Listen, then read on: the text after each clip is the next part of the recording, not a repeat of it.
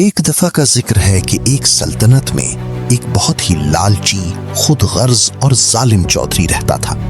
وہ غریب کسانوں کا استحصال کرتا اور پورے گاؤں پر اس کا خوف ناچتا تھا۔ گاؤں کے چائے خانے میں بیٹھ کر لوگ دن رات اس چودھری کو گالیاں دیتے، اس کے ظلم کی کہانیاں سناتے اور کہتے، یہ انسان تو فرعون ہے، یہ یزید صفت ہے۔ ایک دن وہاں سے ایک دانا درویش کا گزر ہوا۔ انہوں نے لوگوں کو چودھری کے خلاف بڑھ چڑھ کر بولتے دیکھا تو رک گئے اور پوچھا، تم سب مل کر اس ایک شخص پر لعن طعن کر رہے ہو؟ یہ بتاؤ کہ اگر کل کو تم میں سے کسی کو اس چودھری جتنی طاقت، چودراہٹ اور پیسہ مل جائے تو کیا تم غریبوں کا حق نہیں مارو گے؟ کیا تم انصاف کرو گے؟ سب لوگ خاموش ہو گئے اور نظریں جھکا لی۔ بزرگ مسکرائے اور بولے، تو پھر یاد رکھو، جب تک تمہارے اپنے اندر حسینیت اور قربانی کا جذبہ پیدا نہیں ہوتا، تب تک دوسروں کو یزید کہنے کا تمہیں کوئی حق نہیں، کیونکہ طاقت ملتے ہی شاید تم بھی وہی کچھ کرو جو وہ چودھری کر رہا ہے۔ دوستو، کیا آج ہمارا حال بھی یہی نہیں ہے؟ ہم ہر محفل اور سوشل میڈیا پر دوسروں پر انگلیاں تو اٹھاتے ہیں، لیکن کیا ہم خود حق پر ڈٹ جانے کے لیے تیار ہیں؟ السلام علیکم۔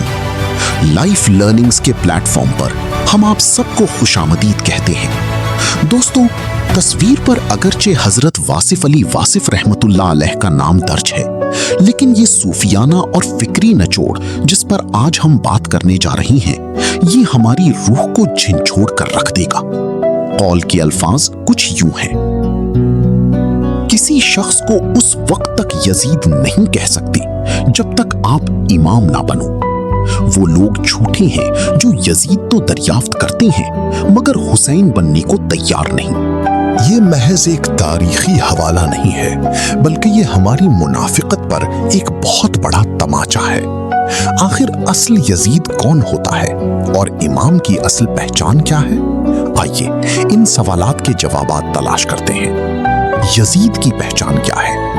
تاریخ میں یزید صرف ایک شخص کا نام نہیں، بلکہ یزید ایک سوچ اور کردار کا نام ہے۔ یزید کی پہچان یہ ہے کہ وہ اپنی انا، اقتدار، لالچ اور ذاتی مفاد کے لیے حق کو کچل دیتا ہے، ظلم کا ساتھ دیتا ہے اور جھوٹ کا نظام چلاتا ہے۔ ہر وہ انسان جس کے پاس طاقت ہو اور وہ اپنے سے کمزور پر ظلم کرے، وہ یزید صفت ہے۔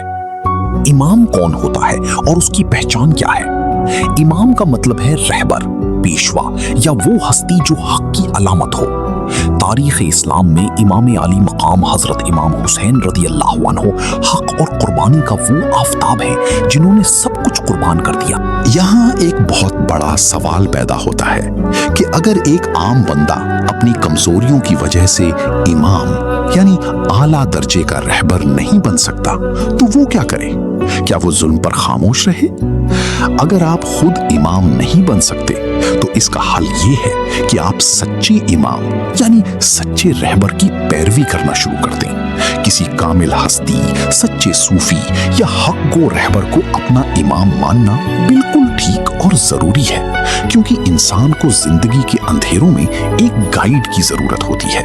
لیکن شرط یہ ہے کہ آپ صرف زبان سے ان کا نام نہ لیں، بلکہ ان کے نقش قدم پر چلتے ہوئے اپنے اندر عاجزی، سچائی اور انصاف پیدا کریں۔ آئیے اس گہری بات کو اپنے معاشرے اور روزمرہ زندگی کی دو سچی مثالوں سے سمجھتے ہیں۔ پہلی مثال، ہمارا سیاسی اور معاشرتی رویہ۔ ہم ڈرائنگ رومز اور ٹاک شوز میں بیٹھ کر ملک کے حکمرانوں، افسران اور ججوں کو یزید اور ظالم کہتے نہیں تھکتے۔ ہم کہتے ہیں کہ یہ سب چور اور کرپٹ ہیں، لیکن جب اسی عام شہری کو موقع ملتا ہے تو وہ دکان پر ملاوٹ کرتا ہے، سگنل توڑتا ہے، ٹیکس چوری کرتا ہے اور نوکری پر رشوت لیتا ہے۔ وہ دوسروں میں تو یزید دریافت کر رہا ہے، لیکن خود حسین بننے یعنی سچائی اور دیانتداری کا راستہ اپنانے کو تیار نہیں ہے۔ کیا آپ کو نہیں لگتا کہ معاشرے کی اصلاح تب تک ممکن ہی نہیں جب تک ہم دوسروں کو بدلنے کے بجائے اپنے اندر کے یزید کو مارنے کا فیصلہ نہ کر لیں؟ دوسری مثال، خاندانی اور کاروباری زندگی۔ اکثر لوگ اپنے افسر یا باس کو ظالم کہتے ہیں کیونکہ وہ ان کا استحصال کرتا ہے، لیکن وہی شخص جب اپنے گھر جاتا ہے تو اپنی بیوی پر ظلم کرتا ہے، بہنوں کو جائیداد کا حق نہیں دیتا یا اپنے گھر کے غریب ملازم کو وقت پر تنخواہ نہیں دیتا۔ وہ اپنے باس کے یزیدی رویے پر تو شکوہ کرتا ہے مگر اپنے ماتحتوں کے لیے خود یزید بن جاتا ہے۔ وہ اپنے کردار میں حسینی عاجزی لانے کو تیار نہیں ہوتا۔ دوستو، یاد رکھیں، کربلا صرف سن 61 ہجری کا ایک واقعہ نہیں تھا۔ کربلا ہر دور میں ہمارے اندر بپا ہوتی ہے، جہاں ہماری انا اور ہمارا ایمان آمنے سامنے ہوتے ہیں۔ دوسروں پر ملامت کرنا چھوڑ دیں۔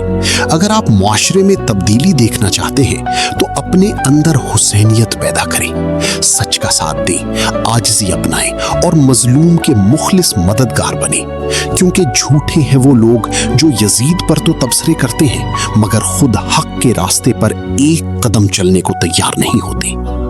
آج کے لیے لائف لرننگز کے پلیٹ فارم سے بس اتنا ہی۔